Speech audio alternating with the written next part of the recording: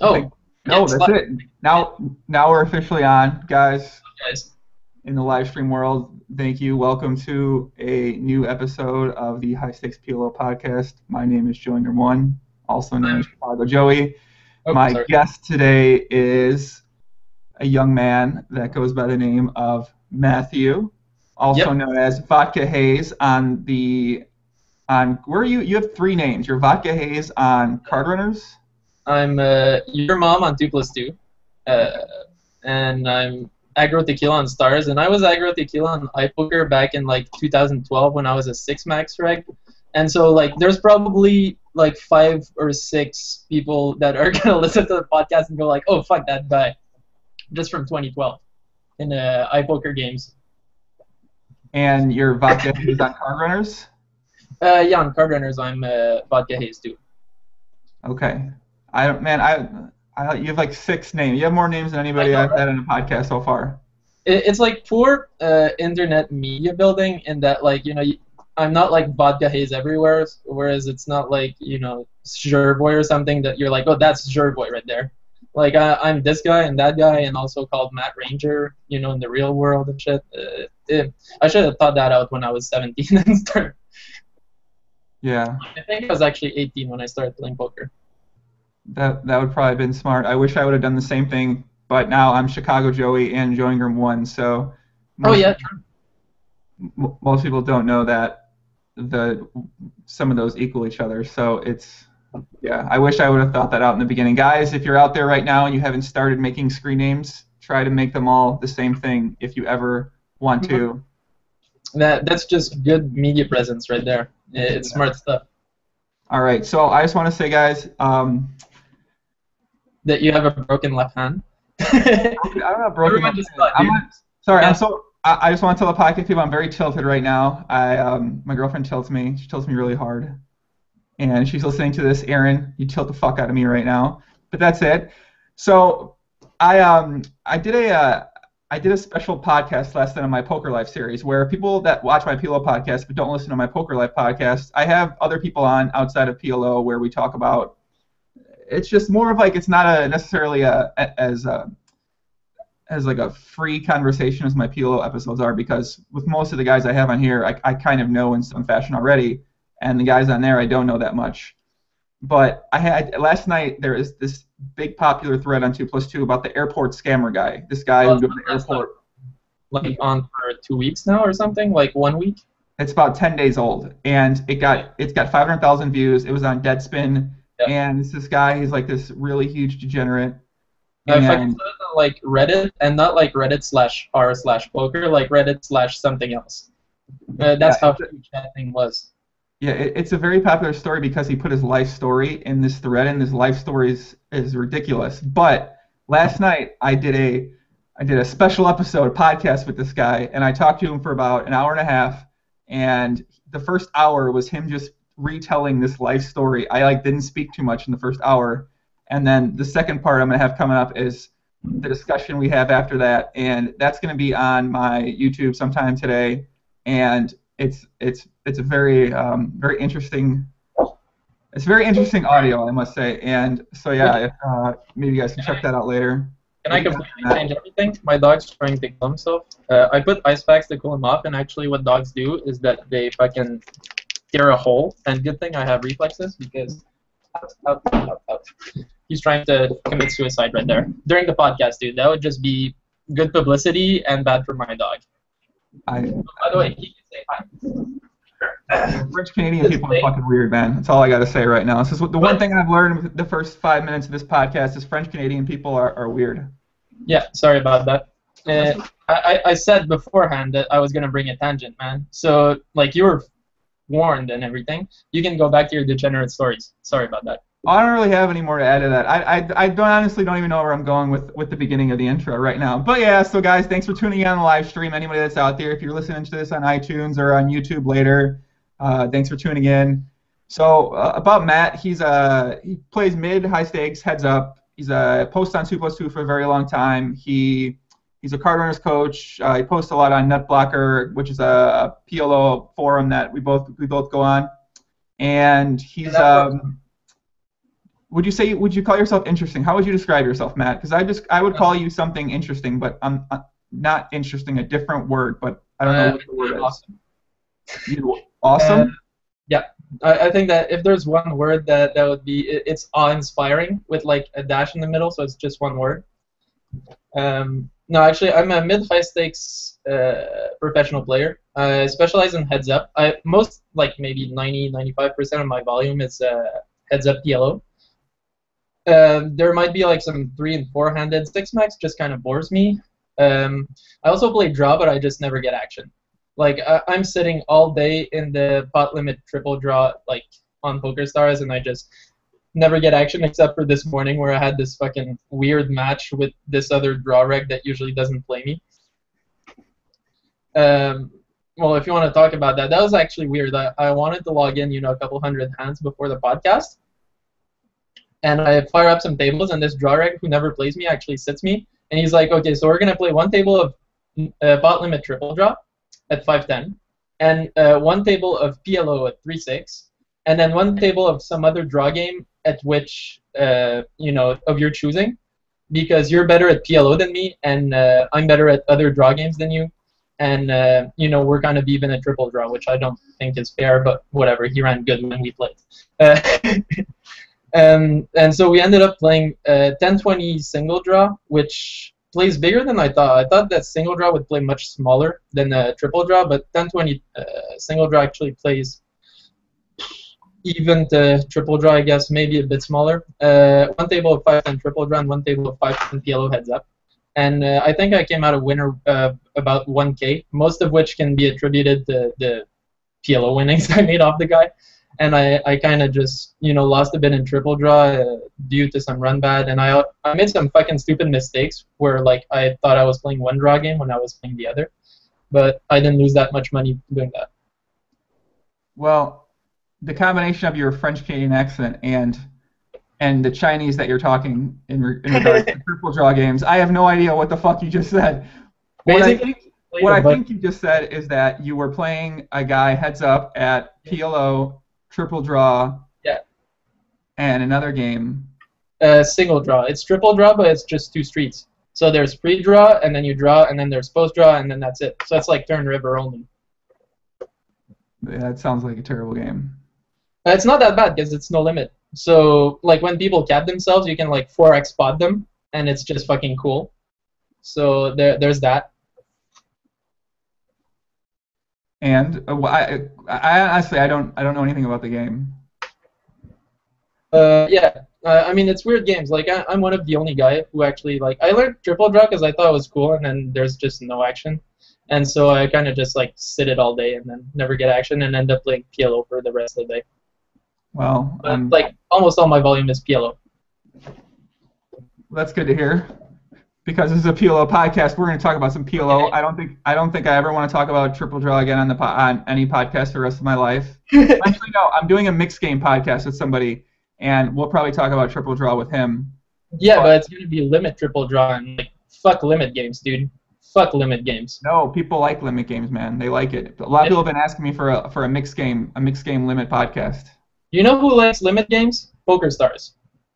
Well, because you can't get a fucking edge in those games. So it's like, oh man, I've got a huge edge. It's like 2.1 BBs, and it's like, I can sneeze and like find a leak and someone heads up, and I'm gonna like find the 4 BB leak right there. Speaking of having leaks heads up, there's a young gentleman, a Chilean man, Alexo18. Have you ever played with this young Chilean inherited minor family? A bit, but I probably took a bit of his dad's money, but I'm kidding. Yeah, what's the deal with him? Before we start talking about his game, and for the record, he's not that bad, but I just think he like hasn't done his homework right.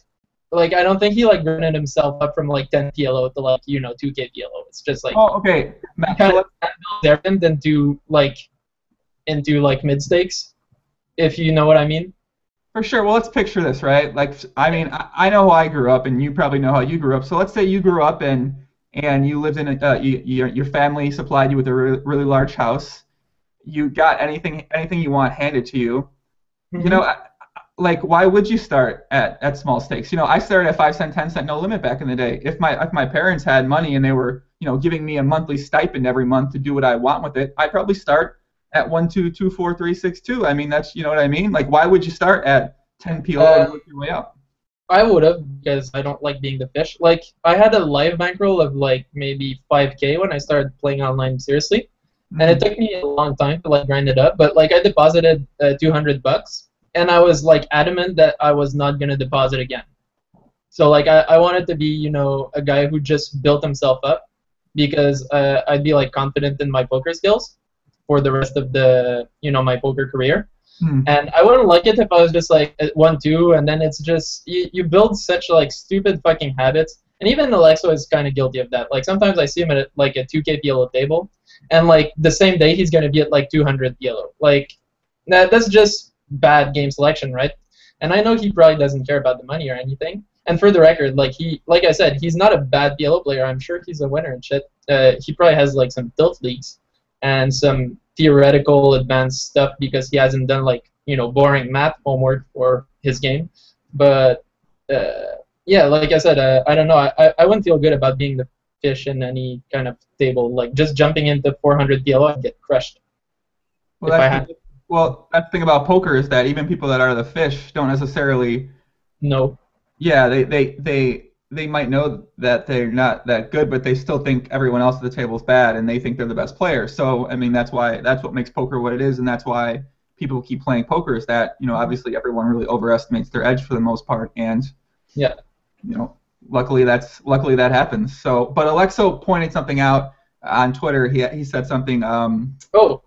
I should have more bosses on. Bosses meaning high stakes, nosebleed. Oh shit, they see my hand. High stakes, nosebleed, whatever, players like that. But for this podcast, one of the initial reasons I wanted to start doing it was I wanted to have other people on that still had a presence in the online poker world, whether it's on the forums or, you know, anywhere like that. But there's other people that are interesting out there that people would, I think, like to get to know, besides just like, you know, people they kind of already know about, like a Phil Galfond or, you know, Jeans, or I guess, you know, even like someone like LaForte or something like that. But I wanted to have other people on that still played, you know, pretty good stakes and were still good players too. And I mean, people are, you know, there's a lot of interesting people out there that are really good at poker right now and playing mid and high stakes, but, you know, you just don't really know about them. So, you know, that's one of the reasons I wanted to have somebody like you on, because, you know, I have talked to you a bit and I've read some of your stuff on that you wrote, and you're a very interesting person, my friend. Thanks, man. But yeah, there's one thing I talked to Zhervoy. I never actually had to say his name before, but yeah, Andreas Thorberson, and we were disagreeing about, like, can you pull Hudson in like 2014 or like 2015? And I was saying that, like, no, you just fucking can't, because there's no 5K and like 10K games running regularly for you to, like, you know, just skyrocket. Okay, basically, let me explain what you're talking about for people who aren't going to know. So you said, Andreas talked to me about this before too, actually. So what you're saying is that in 2014, playing online PLO, can you do what Odd Odson did? Odd Odson was a guy who... for the like 200, 400. Right. So me and him always used to play a lot of 2-4 together, maybe about 2.5 years ago. And then at some point, he finally ran good, took on his shots, and then he was playing 50, 100, 200, 400, 100, 200, and he's pretty much still playing that right now. All his shots were like a couple of months solid, and he ran over EV, but obviously I'm sure he had an edge in those games too, because he's clearly really good and shit. But yeah, he ran incredibly hot and took some smart shots, and it just like paid off in, like, you know, those kind of like you know, exponential function scales thing. And yeah, I don't think you can do that anymore. And like, it's so hard to go from like mid stakes to end boss. At this point, it's ridiculous. Like, even in heads up, like, you know, the battling to be like the 5'10" Zoom boss, it's just, you get guys like me who are like 5'10" and 3'6", and then I take some like 10-20 shots sometimes, stuff like that. And then you get like LaForte, or like fucking I outplayed Dara, I think is how you call his name, and like other like 10K kilo regs are like the ones you're battling with when you're at 5'10" for heads up. And it's kind of similar, right? You get like the 5K regs at like 3'6" now, just because you know, there's not enough people in poker since the US got weeded out. Hopefully the US coming back is gonna just reinvigorate everything. So are you saying that bankroll wise you can't do that, or just skill wise you can't do that? game selection-wise, like the games are tough and they're scarce, so you can't like get enough good games running to just crush the games for like 9 DBs or something over a bunch of thousands of hands to go, like in EV, that's basically what you need, right, to move up from mid stakes to end boss. And there's just not enough good games running. Like if you got like a 10-20 game, it's one recreational to be nice about it, and then 5 sick fucking regs who've been playing like 25-50 for 4 years, and like you're the one guy who's like playing like 5-10 and 10-20 and taking your shot at this game, then you're clearly running uphill.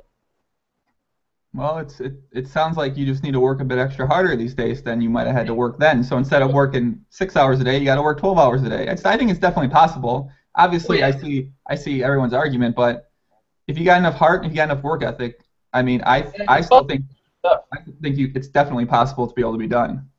Yeah. Do you think somebody can move up from 2 PLO to 5,100 in 1 month, in the same month? If you do one buy-in bankroll management and you just win 60 coin flips in a row, maybe to 5,100 or like 100 PLO, like 50 no. cents. So let's say someone started. Let's say somebody.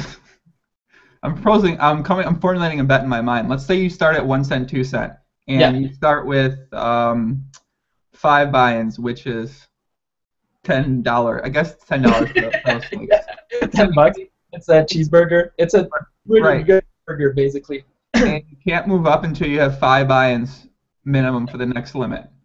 Do you think somebody could go from 1 cent, 2 cent to playing 5,100 in a month? And by that, wait, 5,100, you mean 10K PLO? Correct. 5,100 Zoom. No, I give you like 10 to 1 against.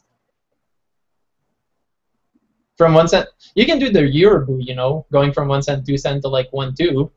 No. That's the Euroboo, what he does like twice a year. It's just like he flips off his roll and then goes back to 1 cent, 2 cent, and then builds it back to mid stakes. So he can build a decent roll to flip off. So you're saying if someone wants to do this bet, you give them 10 to 1 from going from 1 cent, 2 cents, starting out with 5 buy-ins, and you can't move up until you get 5 buy-ins for the next limit. Yeah, I mean, do the math, right? How many coin flips is that gonna mean you're gonna need to win in a row? That's just out of my heart, I'd say 10 to 1 is even a bet I'm pretty heavily TV on. You don't necessarily have to move up to the next limit once you get 5 buy-ins. Yeah, but even then, like 5,100 is just sick. You're talking about like 100xing your money would be going to 1-2, and then you're gonna be 10xing again. So you're 5,000xing your bankroll basically. So the goal is essentially it's a $10 to $50,000 in a month. Yeah, no, that's not gonna work. I'm gonna bet against anyone who wants to do that. 10 to 1. Take me in. Yeah, 10 to 1's good. I'll take 10 to 1. How much action you give me? Okay. Like what? How much action you give me in that?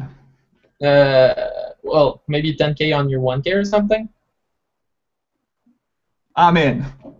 Good. That's probably a troll, right? Like the 1.5%. 100% serious.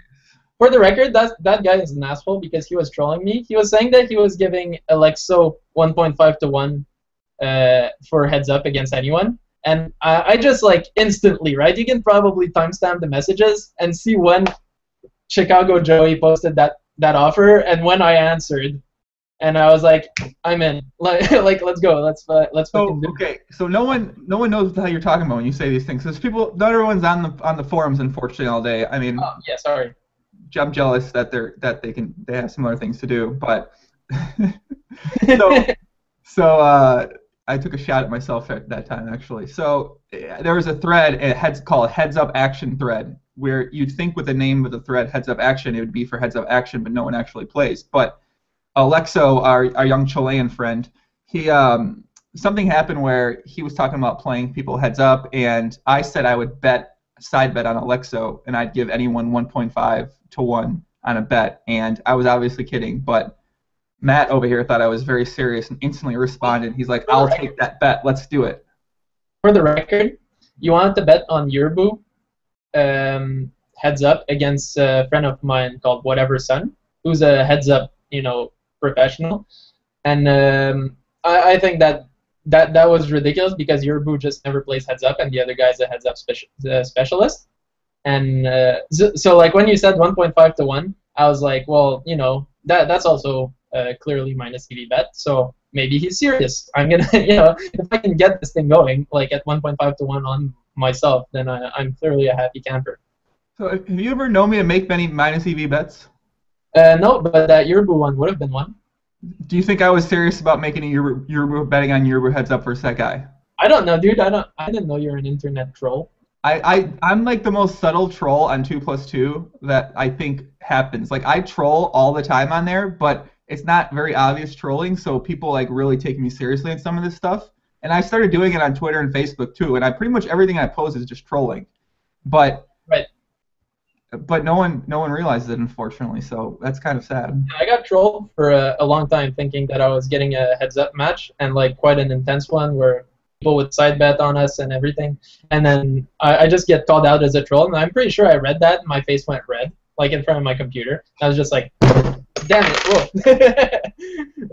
Wait, okay, so you spoke of these other heads-up players. Is there like some like French-Canadian heads-up clique where you guys, like you and a couple of guys like jack each other off or something? Like what? Like how does that work? I don't know how. Like.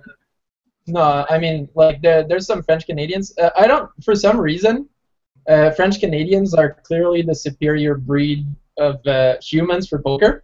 Excuse me. Just like, wait, yeah, what? there's like 7 million French Canadians on Earth, and how many like French Canadian poker pros do you have? Like if you just do the ratios of French Canadians in the world compared to like French Canadian poker pros, French Canadians just clearly come out as the best race of humans for for poker players.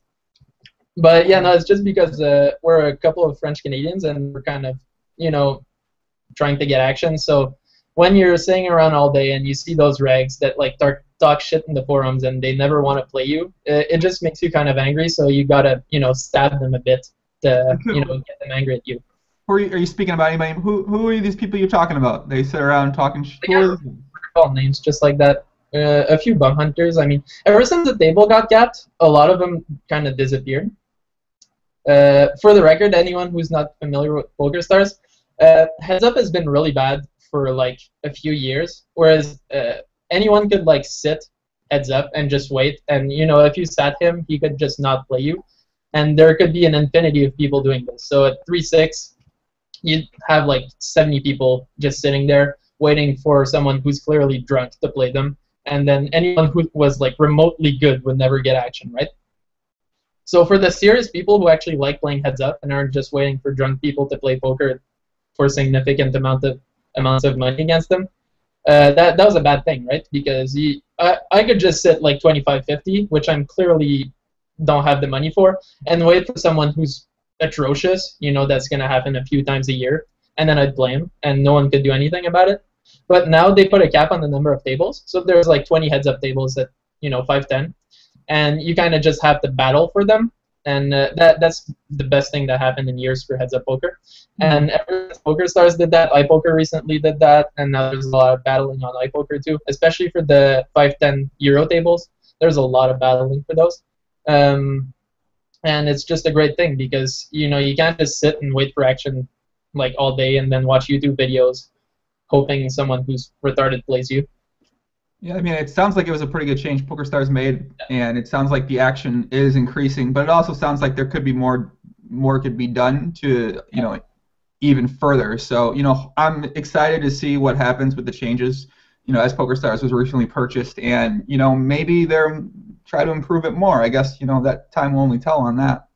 Well, the thing I realized recently is that the more you do those things, the more it's gonna like, you know, run up the money to the best heads-up regs. Because like capping the tables means that the best 20 regs get the tables, right? And like if you're the 21st or 22nd, then fuck you, you're not getting the table. That's just it, right?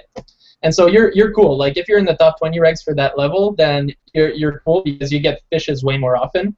And you get action from regs who are worse than you when they're like sitting and you're just stealing the table off of them, and that's great. And it's the same thing for Zoom, where like, you know, if someone's sitting Zoom and a fish joins them, well, usually I'm the one sitting Zoom if like a session's open, unless someone clearly like way better than me is sitting in the 5-10. And like then there's one fish, and if you think you're better than the other reg, then what happens is that I can just put 4 tables, and the other reg is going to be playing 1 table, and the fish is obviously playing 1 table. And so I always get the fish and always get the reg. So I get the fish 100% unless the reg wants to play me 4 tables and also play the fish 1 table, you know, shared. And that just means that the best heads-up reg, like whatever changes they do to like restrict bump hunting, which is, for people who don't know, I guess everyone kind of knows what bump hunting is. Yeah, bump hunting, everybody knows that now. Yeah, so anything they do to reduce bump hunting also means that the best heads-up regs are going to get more money. But I'm fine with that, like, because currently I'm in the top 20 for my level.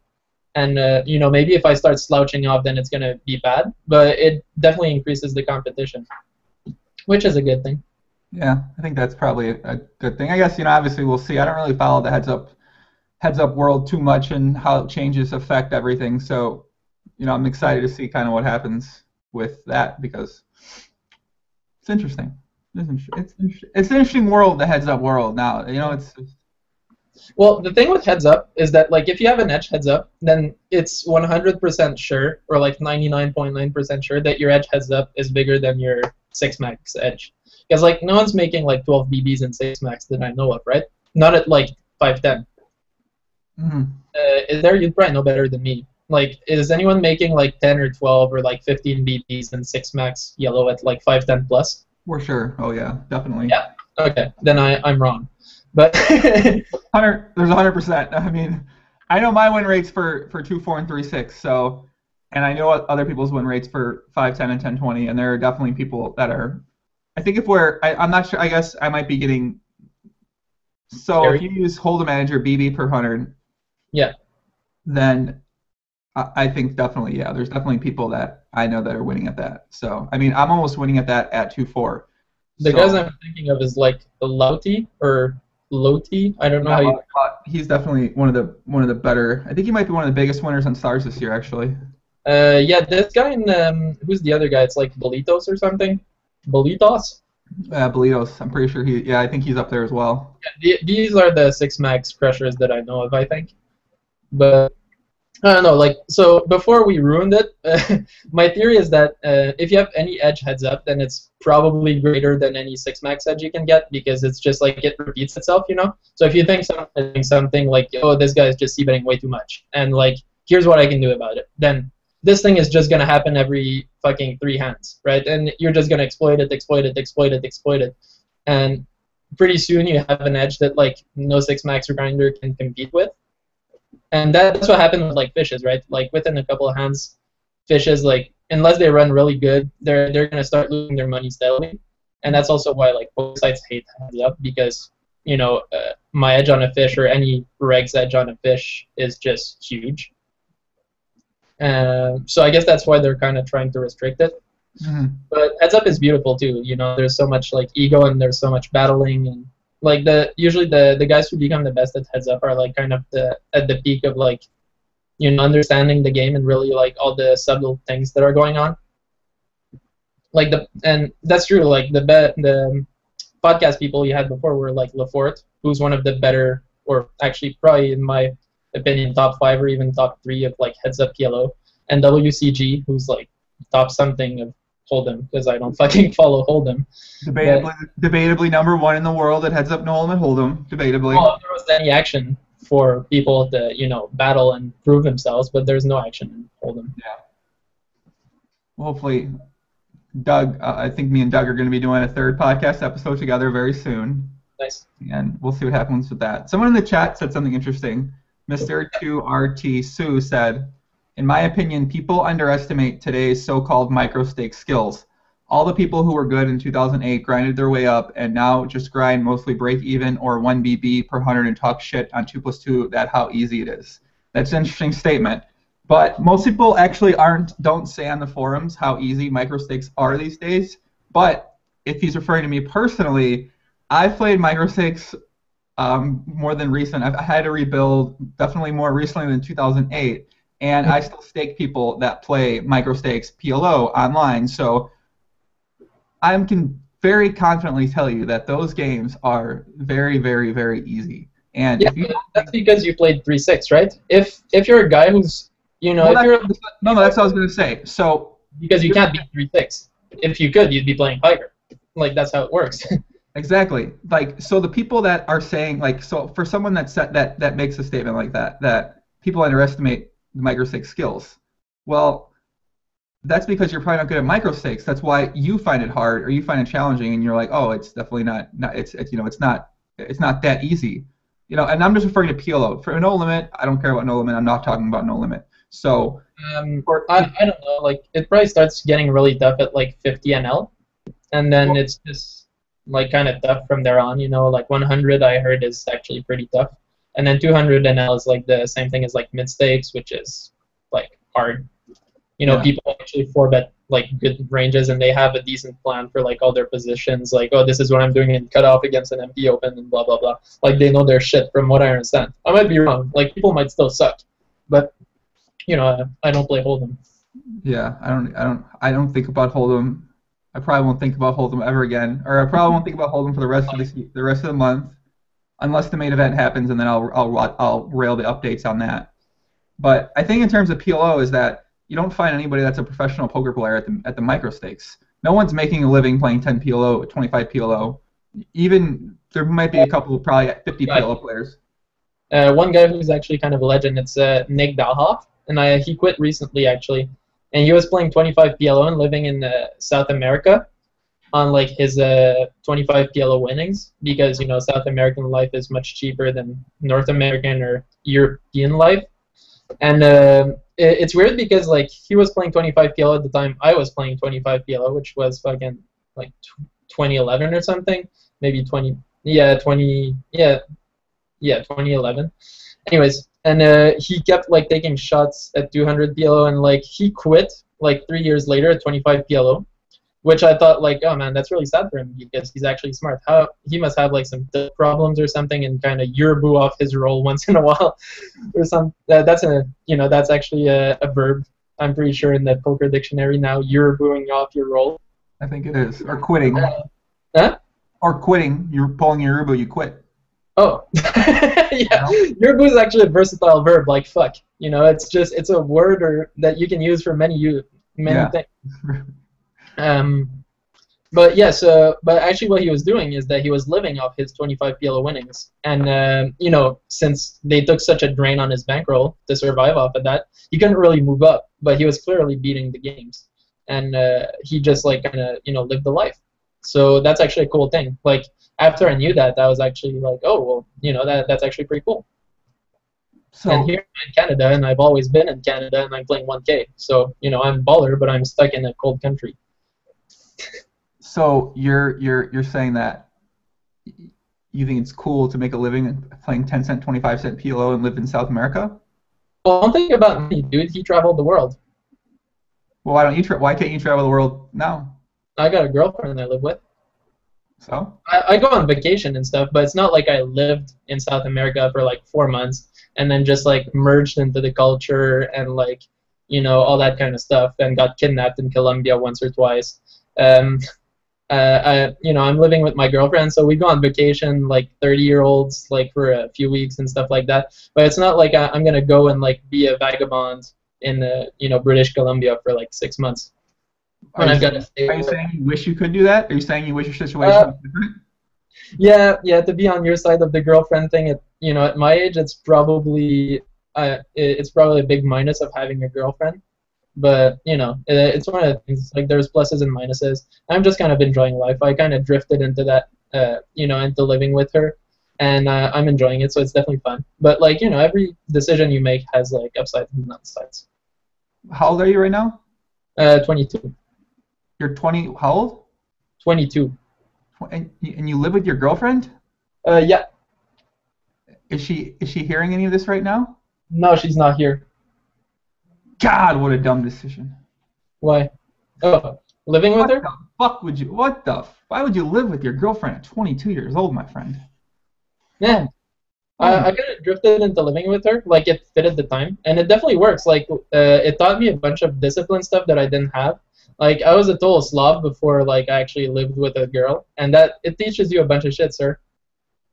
Well, luckily I stayed a slob until I was 28 years old, and then my girlfriend started coming over every day, and now I'm still a slob, luckily. So. Yeah. Before she lived at my house, she was basically here 6 days a week. So yeah, we weren't living together, but she was just at my house all the time. So it didn't really change much. So I've had a girlfriend now for about. Sorry, what happened to that left hand of yours? Well, this is what happened. So I was playing basketball, right? I'll show you for people in the live stream. I was playing basketball, and I was tired. So people shoot a rebound. You're sitting here. Normally your hands are up like this so you can catch the ball. My hands were closed like this because I was just too fatigued. I'm like, the ball bounces, hit my pinky and broke it. Really? Yeah. Did it break like at the bottom or the? It's broke like in the middle, basically. And I'm actually going to the hand surgeon in less than an hour and 10 minutes, so we'll probably end this at about 40 before the hour. And yeah. But yeah. It sucks. But I was gonna say, so I had a girlfriend for about a year now, and what do I think of Purple K 999? I'm not even gonna get into Purple K. Where's that guy? What? Who's Purple K? I met him before in Vancouver. He's nice. He's a nice kid in real life. But someone said, what do I think about Purple K 999? What'd you say? Is that Star's Reg Problems? No. Star's Reg Problems. Let's not talk about him anymore. He's Yeah, I vowed to some people that if I was gonna go on the podcast and talk about him, I would limit it to cap it to 5 minutes or something, because of all the drama that surrounds him. But he kind of disappeared into the night recently. He started calling out heads up people, and there's another guy who whenever people talk shit about playing heads up against each other, it happens maybe 1% of the time that the talking shit happens, and obviously. He started talking shit to all the end bosses of Heads Up Yellow and saying that he's better than them, and 4 of them called him out, and he obviously backed out and then got banned from the forum for talking like a fucking drunk, and now he disappeared into the night. He told me when I talked to him the other day, he said he was very drunk that day, clearly, and when you start calling people out, it's fine, but when you call people out in the high stakes PLO world, you call out the people that literally play anybody and play uber high stakes. Mm-hmm. It doesn't seem like they're gonna always say yes. It doesn't seem like it's gonna end. Because they're waiting for action all day. So if someone new comes up, odds are he's not as good as them. That's just how it is. Yeah, when you call it CTS, who's almost got $100 million from online poker. Yeah, I don't think he was making videos at 300, 600 hold'em 6 years ago or something. This guy's been at the highest stakes forever. Right. That doesn't seem like the kind of guy you'd want to suggest that you play a game with, the heads up game with.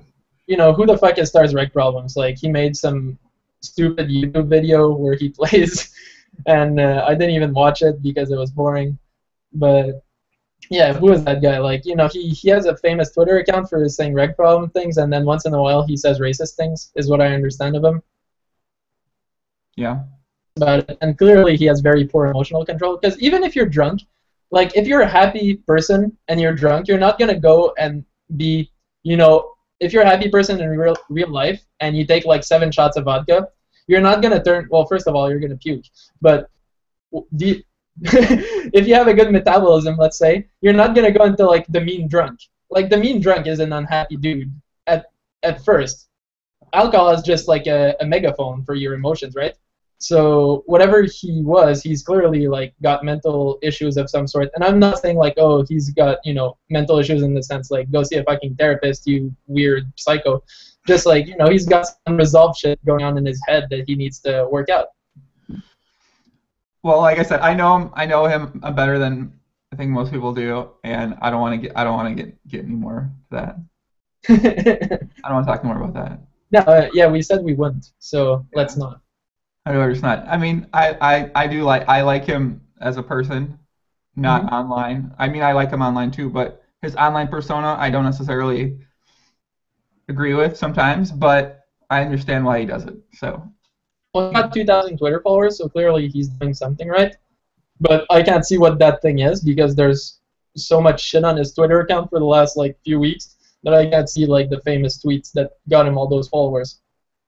Well, so I think this is what it is. So you take most people in poker that are on Twitter are relatively boring for the most part. No one, Including me. and just because they might want to follow him, they don't necessarily like him, but they might find him entertaining. And I think people in poker, they do want to be entertained on some level, whether they like the person or they don't like the person. They still find some people entertaining. And when he tweets about, online dating, I don't want to.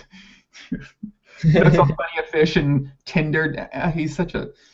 But and he talks about dating Negrano and Yeah. he talks shit about all these people, and people they kind of enjoy that, whether they agree or disagree with what he's saying. They just still enjoy somebody saying it. That's I think the thing that's missing from online poker, because like everyone's so reserved about what they do in poker, including me, right? Like I'm not gonna go tell them, well, this is what I do there. Even on my Cardrunners videos, like I try to like aim it to like 200 PLO grinders or like 50 PLO grinders. I don't want to aim my Cardrunners video to 510 PLO grinders and then like teach shit to the people I play against, or like teach advanced theory stuff to people who might not know, and like so they're gonna start developing, and then you plant the seed, and next thing you know you've got a fucking tree in your backyard, right? So yeah, where was I going? Okay, yeah. But that's the thing that's missing with poker, is that like even though we might not want to talk intense theory in public, like that's not a reason not to bring fun into poker, right? And that's the reason like I like this podcast, because it brings convivial fun back. And like back in the days that poker was way more popular, like in 2007 or something, there was just more like talking trash on 2+2 and more action. Now like the high stakes hold'em forums there are just dead.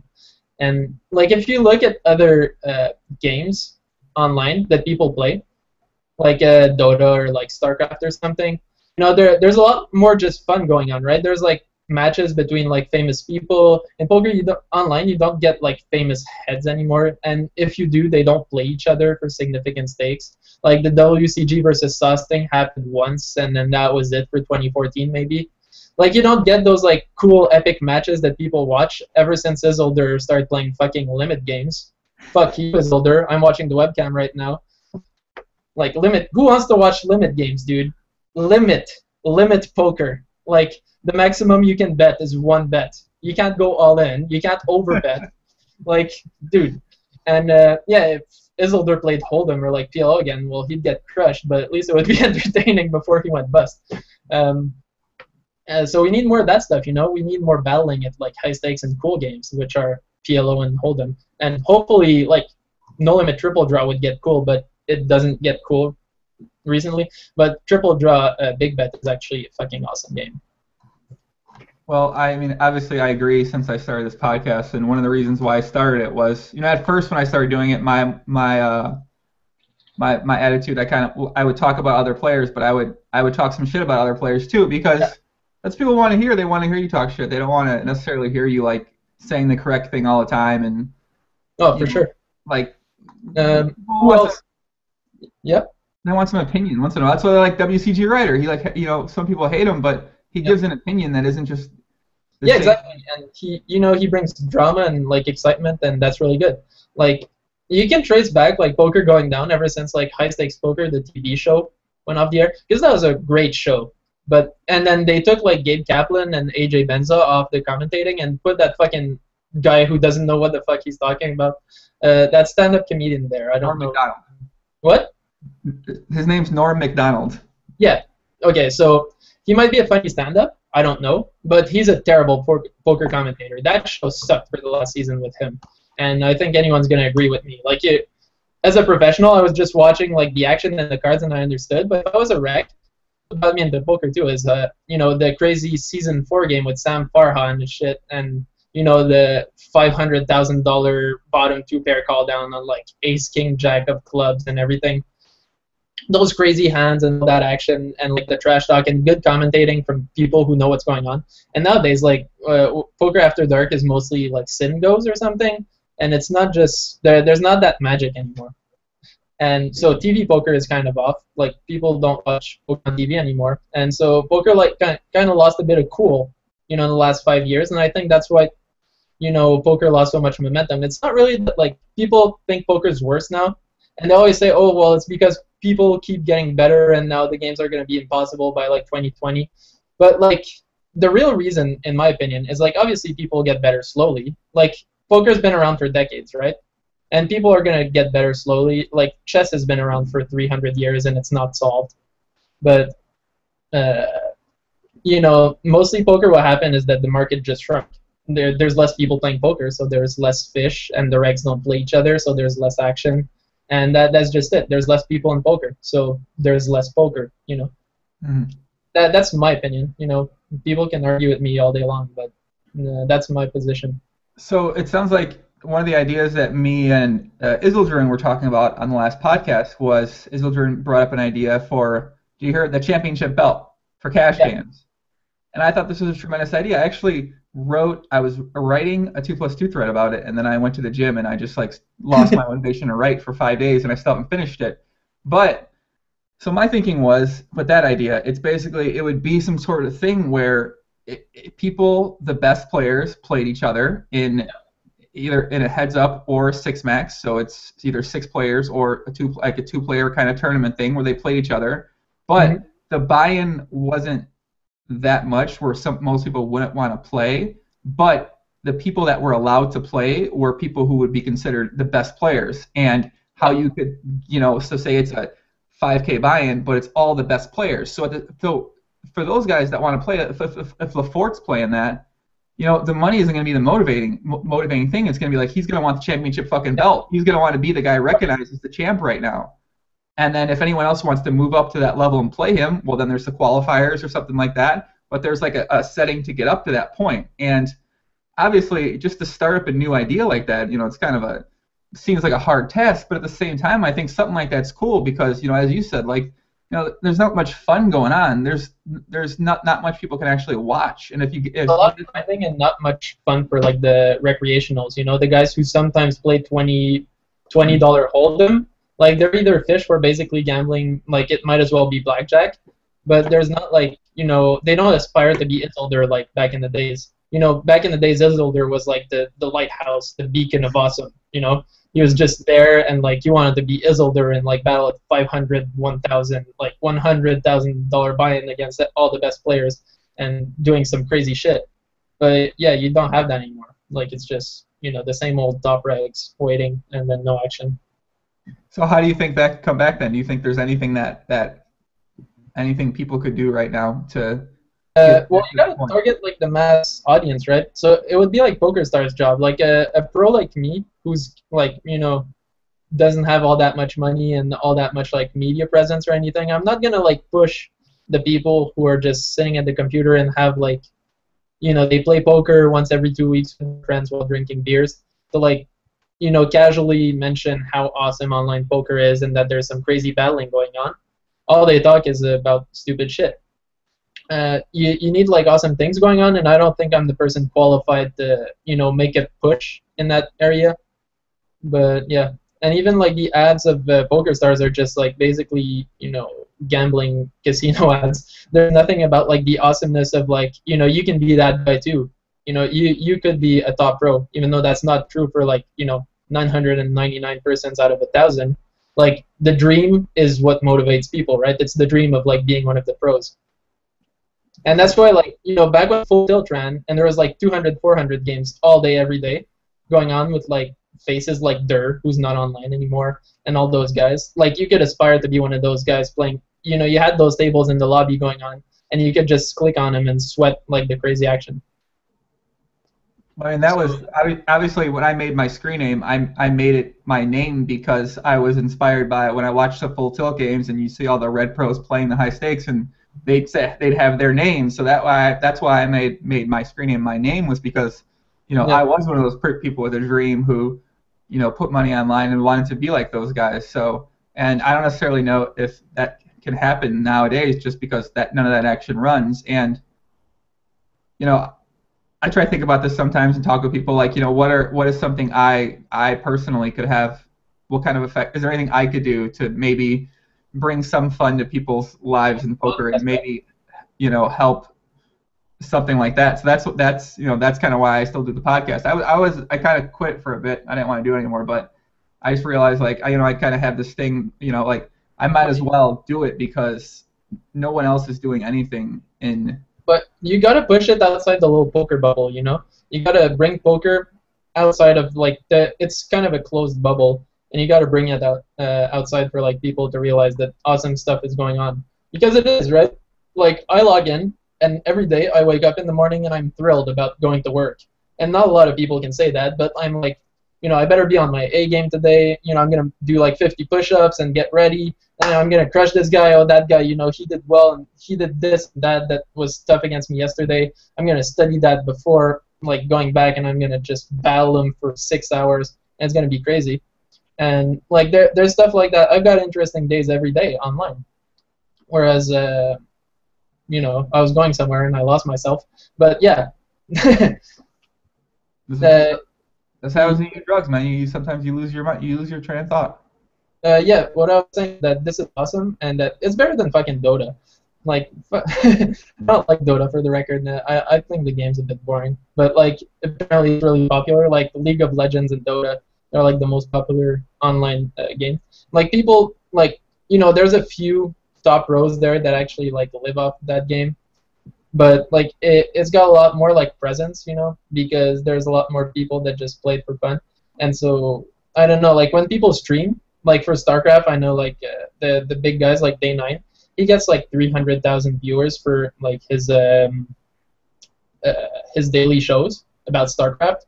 And like in poker, like we might get 10,000 or 5,000 or 3,000 or something like that.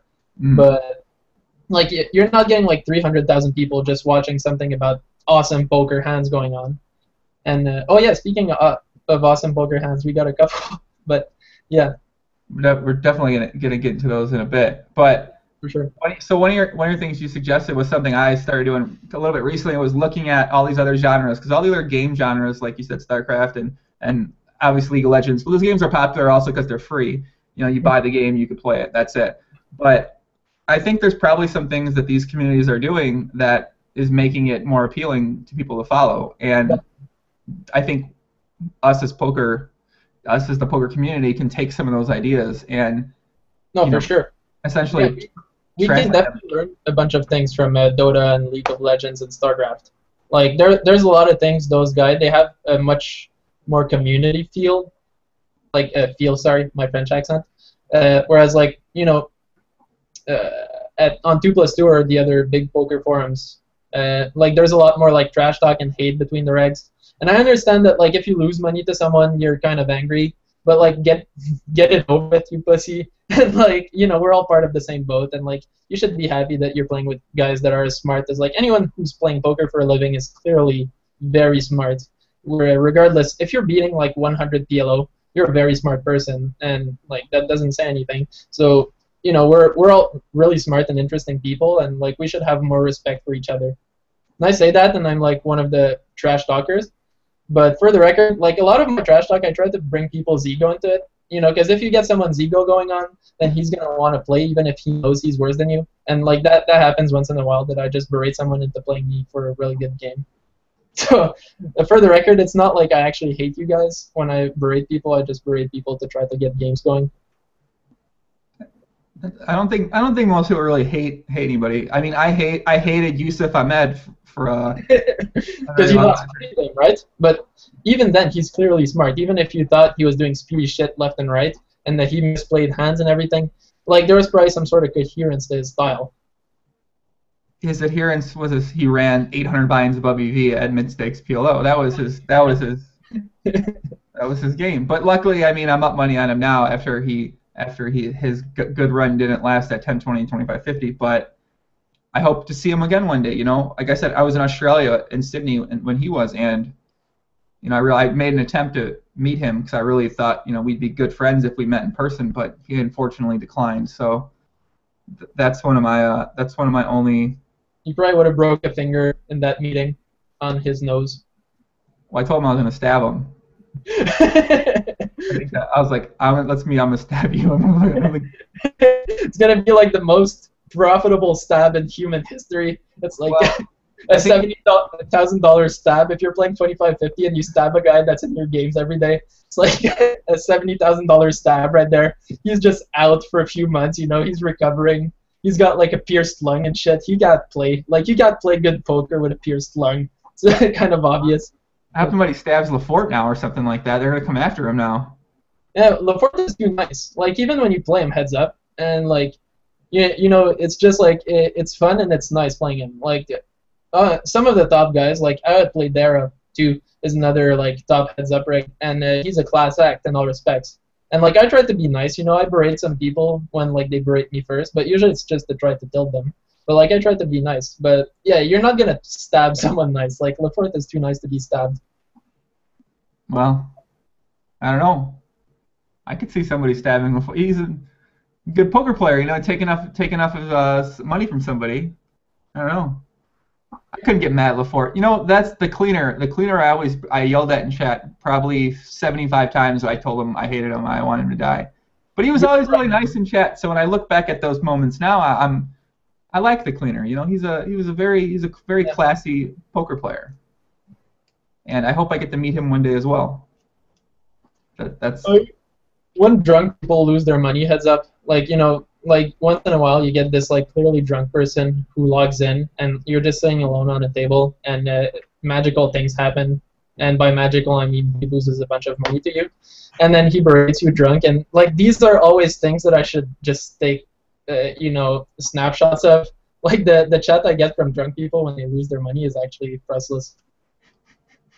And that's pretty sad too. Like, you know, when I was talking about like alcohol being a megaphone, like if you're drunk and you go play poker to lose money, then something is not going right. Like when you're drunk, there's more fun things to do than click buttons on your computer, right? You can yell obscene things at people you don't know. You can just do stupid shit, steal things, and all of those things. Whereas clicking buttons on a computer is pretty boring in the contrast. When I'm drinking, I prefer to, you know, be with a girl and, you know, making out or like. Something like that. So. Well, before, if you're single, drinking is all about, you know, getting laid. Period. Like that's it. You get drunk so that hopefully some girl is gonna be as drunk as you, and your standards are gonna be low enough that you're gonna have sex, and then hopefully the next morning you're not gonna regret it too much. That's basically it. Maybe for some people. I don't know. Maybe for you. I don't know. I can't speak. Because you only fuck like sober 8s when you're drunk, right? Wait, what'd you say?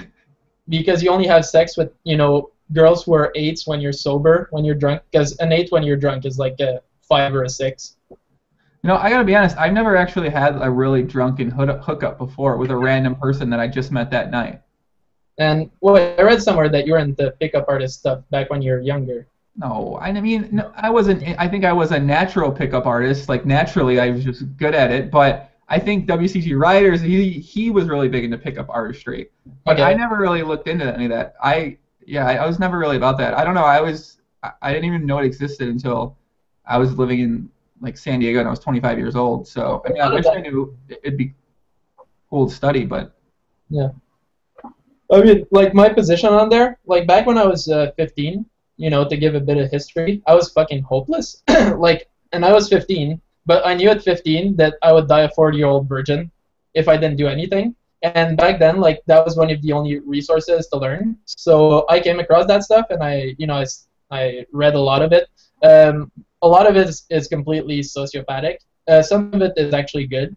But what I liked is that, you know, guys actually try this stuff out. It's not like the stupid fucking self-help books where some married dude who had sex with like 2 different women in his life is telling you how to pick up girls. Like the guys in the pickup artist community are actually, you know, trying stuff and reporting on it.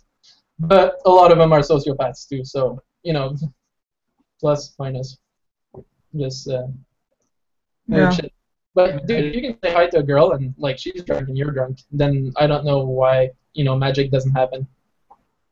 Well, I think a lot of times it's you know, appearance obviously comes into play, and I think a lot of guys are just kind of noobs when it comes to knowing how to best present themselves. Yeah, that's the thing with pickup artists too, is that, you know, their whole philosophy is that, you know, I am gonna pick up that girl, but like what they don't realize is that the reason why no girl wants to have sex with you is that no girl wants to have sex with you. Like you're not an attractive person, change you, and then just have some sort of social skills at all, and you're gonna get laid. Like, as long as like you as a person are attractive and desirable, you're gonna, your desirable persons are desired, and so like they just kind of magnet people into them. And so if you don't have like atrocious social skills where you can't like talk for 2 minutes without repelling people, then you're just gonna get stuff going on. But the problem is probably like somewhere in your head if you don't get laid. And I'm saying that to the viewers because I know that you're okay. But yeah. I might be. I might not be. I don't know. I wish I could. I wish I could. I wish I was. I wrote about it once actually on 2+2. I made a big thread where I was. What the hell was I thinking at the time? I did a dating challenge where I was trying to date 30 girls in 30 days, and I blogged about it. But I also made a thread where I put pictures and descriptions of all the girls I hooked up with that year. And it was like. That's kind of weird, but yeah, sure. I was at the time I was in all the glory. So it was like 30 girls in the thread, and then eventually someone sent messages to all the girls on Facebook because they found them all through my friends list, and they sent them messages saying, "Hey, this Joey's like a sexual predator, and he wrote about all these girls, you guys that he hooked up with. Go check it out." And that was the only time I've ever talked about any girls that I've been with outside of that. Well, people kind of have adverse reactions to one sense and the other. If your goal is to try to fuck as many girls as possible, you're kind of going for volume in that respect, then you should just at least be upfront with the girls, right? Like, I don't have problems with any dating strategy as long as you're honest, right? So I've had like most of the things. I've had one-night stands. I've had like relationships where I can have sex with any other girl, and I'm in a committed relationship right now, right? But everything's cool as long as you're honest. So like my strategy, and I'm not kidding, is that if I was going for a one-night stand one night, well, first of all, I'd usually drink a lot of alcohol, but within the first 5 or 10 minutes of talking to her, I would be very clear that I'm only interested in her because I'm gonna get her into bed, tonight. And she would know that for sure. And then, most of the girls are just going to go like, well, fuck you, you're disgusting, I'm a princess, and I don't do those things. But, like, at least you're upfront. So, like, if my goal is to just fuck her and never talk to her again, then she knows, and it's perfectly consensual. And there's some girls out there that, want that, and that's cool. And then if you want, like, I want something, I don't know what it is, and it's loose, then you just be clear about it. Like, don't fucking say you want to get married if you just want to fucking dump. Right? That's all I have to say. So you're advocating all the listeners out there. You're advocating that if you guys want to have sex with a girl, you should go up to her and tell her, "I want to have sex with you tonight." No. But like, back when I was single, my pickup line, so to say, was just to be like brutally honest. It kind of worked because I'm physically good looking, but I would just tell girls like, "Sorry, but I'd hate myself if I didn't come talk to you." And that's it, and then you just kind of go from there. Like, usually she'd be stunned for like the first 3 seconds, and then you'd say like, whoa, oh, by the way, I'm Matt or something, and then it would just kind of work. But what's going to happen now is Stars Rec Problem is going to be going on Plenty of Fish and messaging girls. I want to have sex. I want to have sex with you. I'm physically good. I'm physically good looking. I'd like to have sex with you, please. I doubt he's physically good looking. You created a monster. Did you get to see that sneak peek podcast that's currently in the vault of the podcast world? No, I did not. I was playing poker at the moment, so I couldn't be bothered to click on the live stream link. I'm sorry, that's sad because he was on there. I missed something apparently. Missed something. It'll go down in the podcast lore of unseen podcasts. If you saw that podcast, you're very special. Yeah. And by special, I mean you just got to see him. For the record, is he physically good looking? What's your rating from 1 to 10 on the Stars Rec Problems? What do I think about the Mad Dog? Well, he's not very tall. I guess he's like average height. Is he well groomed? How's his body fat index going? I think he's getting better at it. I kept pointing that out to him when we hung out. He was not fat, but I said, if you got in better shape, you'd have a better chance of girls. And that's not the easiest thing I tell guys, but getting in shape, working on yourself, whether it's lifting weights or cardio or eating better. I mean, it's not easy, but at the same time, that's one of the best things you can do for yourself. Well, it means you respect yourself, right? If you respect your own body, then that's a sign of like, I respect my body, I respect myself, I have value because I respect what I am. Like that, it's a big indicator for anyone who sees that like you're in shape and like you respect yourself, that like this guy has something going on. Like whereas if you just, if you go out in sweatpants every day, you're kind of fucking weird and depressed, then you probably, need therapy. But it also signals to everyone that like I don't respect myself, I'm wearing sweatpants and I'm, fat and I eat pizzas every day. It's like I don't care about my body or me or anything. Yeah. I think Stars Rec Problems has potential in his area. He's got a leather jacket and that's a big plus. Because when we hung out in Vancouver a couple times, I'd always rock around in a leather jacket, and he saw the girls I'd introduced him to that I might have known at the time, and he was like, I need to get a leather jacket ASAP, because he wanted to. Yeah. He gets, honestly, he could tell some very interesting stories about me, because that's what I understood. He's witnessed me with certain people doing certain things, not like a voyeur where he's like sitting there at the camera, but like he's definitely been BC. Let's get into some hands, okay? Let's get into some hands here. All right, can you pause it and I take a pee? Because I just drank like literally 2 liters of water during the podcast. So I'll just talk while you go to the bathroom. Okay, sorry guys. That's okay. I'm sorry guys. I wish I could tell more about what Stars Rec Problems saw, but I mean, I don't think I'm allowed to. I don't know, we went to Ferrari and test drove a Ferrari though. That was kind of fun. He suggested we were driving around one day, and he suggested, I told him I wanted to buy a Ferrari, and he said, why don't we go test drive one? So we went to the Ferrari in Vancouver, and we walked in, and I told the girl, I was like, hey, I want to test drive a Ferrari. Can I speak to a sales manager?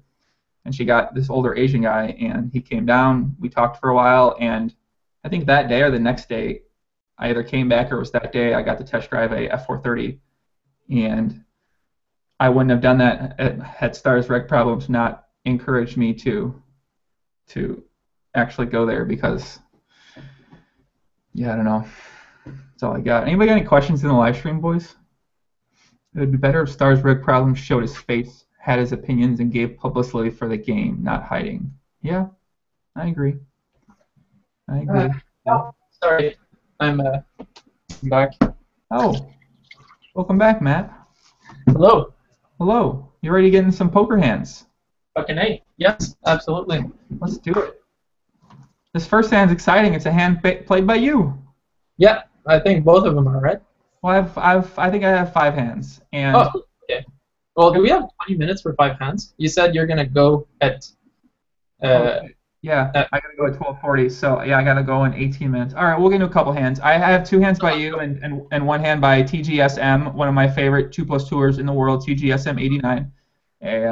Also heads up reg, and then I might have one by Pastoral, who's another guy who posts all the time in small stakes kilo. All right, I want to get the Pokerstars name because I'm not a terrible person. Yeah, I don't think it matters. I think he's kind of known by now, but he isn't playing more anyway. Remember, he's going back to play low stakes. All right. Yeah, I played him at like 600 PLO for a while, and then he disappeared, I think. Yeah, he posted in the thread that where he went. Let's see if this works. Work? No, you just got smaller. Yeah, I know. I'm trying to screen share this correctly. Okay, didn't work yet. Let me try again. Technology. See if this works here. See if this works. See if this works here. See if this works here. Okay, try again. Boom. Okay, you see it? Yeah, I do. Cool. All right. Okay, so that's my hand. Do you want me to narrate it, or do you want? No, I'll read the action since you have a French Canadian accent. Yep. And then once we get into the hand, I'm gonna let you start explaining it, and I'm gonna go to the bathroom because I gotta pee because I've been drinking a lot of water. Because Lafort suggested I drink 18 bottles of water a day. So yeah. This hand's played by you, my friend, at 510 PLO. Heads up on Pokerstars. Starts off about 208 big blinds effective between you and the villain. Do you before we get ahead, do you remember anything about this particular villain? Yeah, I played a lot with him. He won't play me anymore ever because I took maybe some unspecified large amount of money off of him, and he's just never gonna play me again. But yeah, I played him a lot. I think I played at least 1,000 or 2,000 hands against him when that hand came up. Is he regular or if a little bit of tier? Fish reg. Oh, okay. All right. So the villain opens standard 3x on the button, and you 3-bet with King Jack 7-3 double suited. So King Jack 7-3 double suited, 208 big blinds effective. So you 3-bet this hand, and the villain calls in position. The flop is 10-9-6. You have King Jack 7-3, so you flop a double gutter. Yeah, and a backdoor second nut flush draw.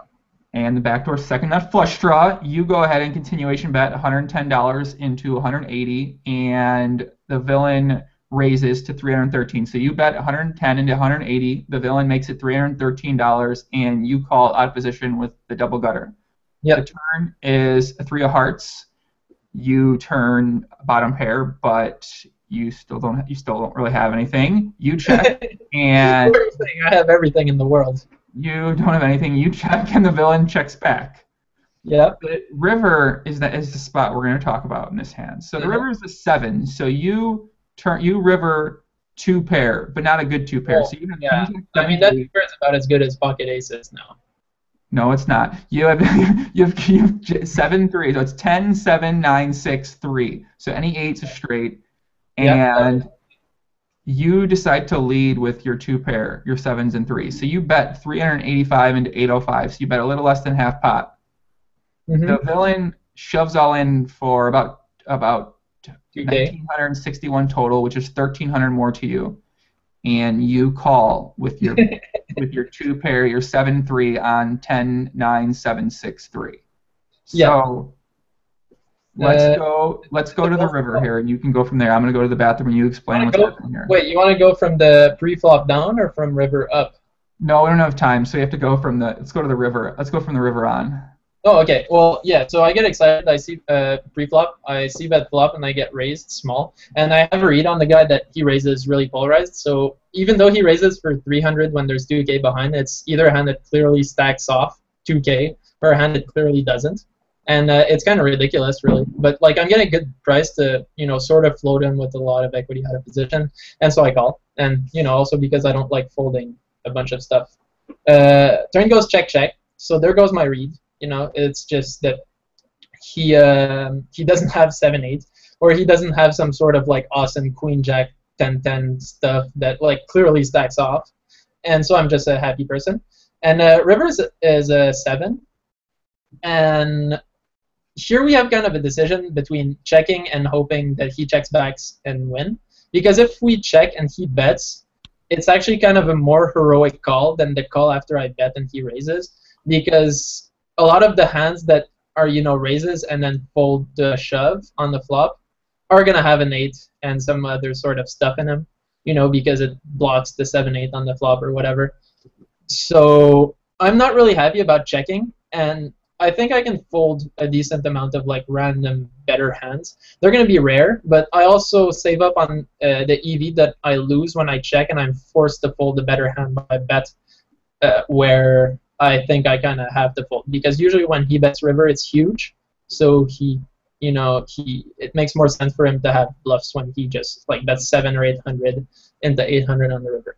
So I decided to go for a bet, and I bet small because I don't think he like reacts too much to that, and he shoves in my face, and right there, the first thing I say is like bullshit, because if he had a hand with, the only hand he does this with for value is Jack 8 specifically, and if he had a hand with Jack 8 in it that raised the flop, it would be like Queen Jack 8 or like Jack 10-10-8, something fucking awesome where he would bet turn just like giddy at the idea of stacking off. So it makes no sense for him to have Jack 8. And I also have a Jack in my hand, which is cool because I blocked Jack 8. There's way less combos of Jack 8. So yeah, I have bottom 2 pair, but I don't really care what my hand is because it's unlikely that he's going to take like some sort of, 9-6 or some 9-7 and just bluff with it. And so I think my 7-3 has a lot of showdown value, and my reads are pretty solid. So Yeah, I just kind of spite called him.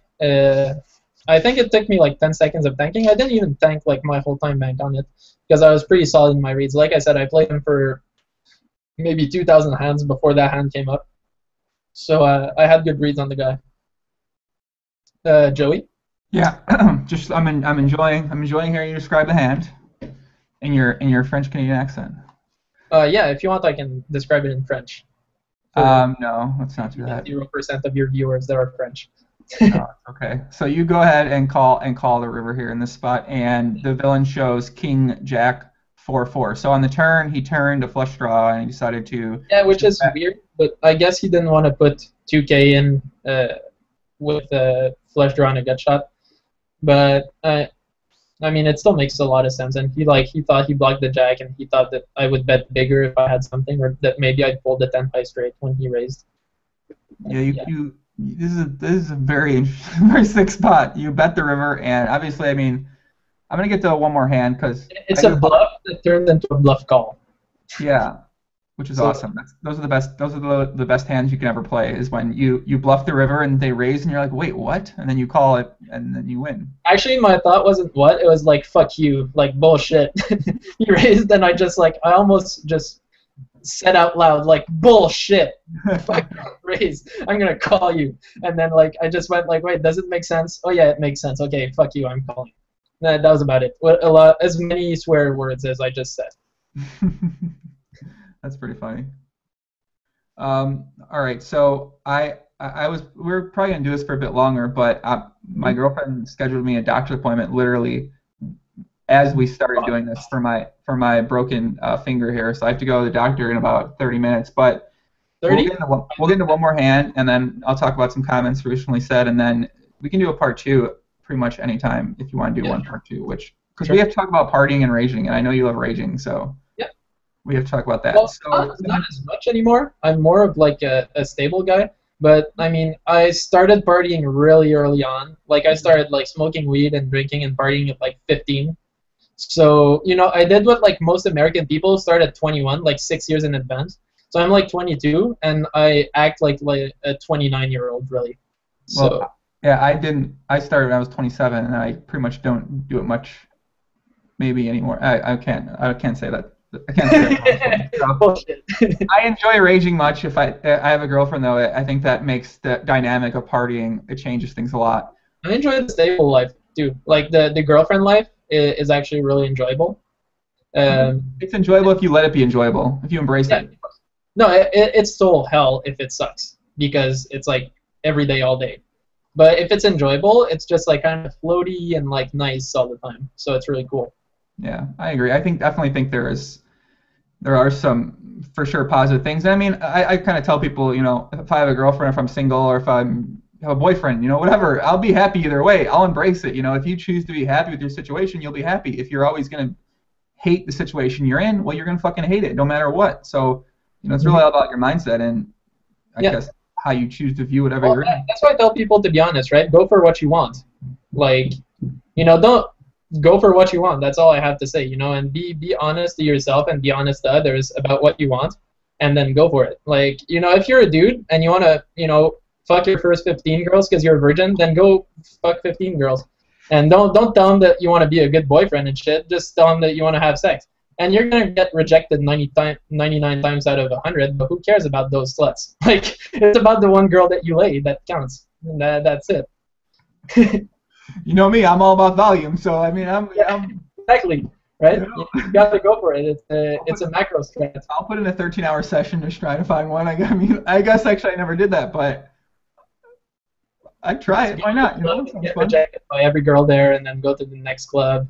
And then eventually, about like 3 a.m., you're going to find some really fat that's good chick. I've really, you know what, honestly, I've never done that because I was really never a big person who went out to nightclubs. I started playing poker when I was 22 or 23, and I didn't think I went out to a club at all. I went out on dates, but it was just, they were dates. They weren't really like friends at nightclubs. I was just grinding all the time. I was kind of grinding my way up the stakes. By the way, like it doesn't work. Like if you go to a club to get laid and you're just kind of like the predator, you know, you're like looking for girls and like that, it doesn't work. Like the way that because you're not desirable, right? You're the fucking predator.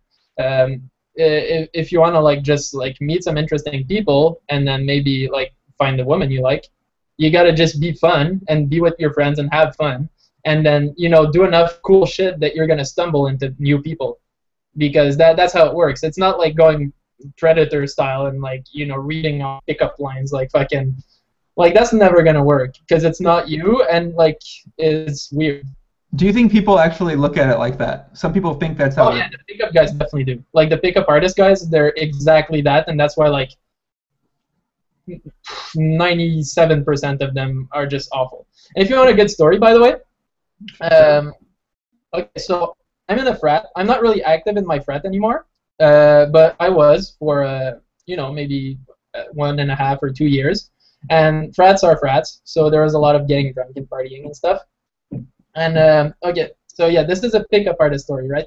So I'm at this frat party that we're throwing in downtown Montreal, and it's just like kind of a club, and I'm drinking a shit ton and just having fun and making jokes and dancing like white people dance and all that kind of stuff. And I meet a girl, and I'm completely obliterated.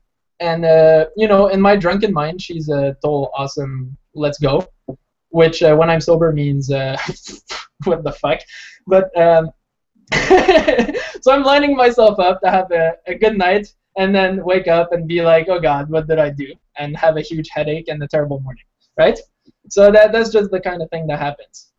And then there's this guy that starts talking to this girl who I have in the bag because I clearly said, like, we're going to your place. And she said, clearly yes, but let me, spend half an hour more here having fun before we go because it's only like X o'clock. And this guy starts hitting on her. And this other guy, whom I don't really know, said, oh, this guy is a master pickup artist.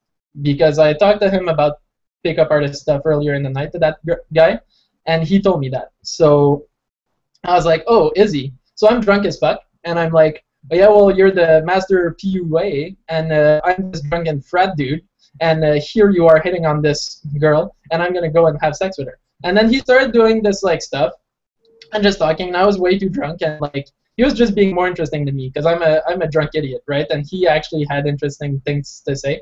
It was clearly like practiced routines, but the girl didn't know because she was probably too drunk to realize or something. And so I just got bored and I left, and he got the girl. But what did I learn later is that this guy is actually like 28 or 29, and he works at a video store for minimum wage, and he picks up girls. Like, that's his life. And so I was like, in the end, you might have fucked the fat chick, but I win. Like, that's the story right there. Well, we're gonna end this part one on this episode on that story, and then the next time we come on, we're gonna share some more hands. Another hand played by you. That's definitely a lot of fun. Yeah, that sounds awesome. Wait a second. Yeah, and we still have like 2 minutes. I can't get into this hand. This hand's gonna be longer than 2 minutes. I really gotta go because I'm gonna be late.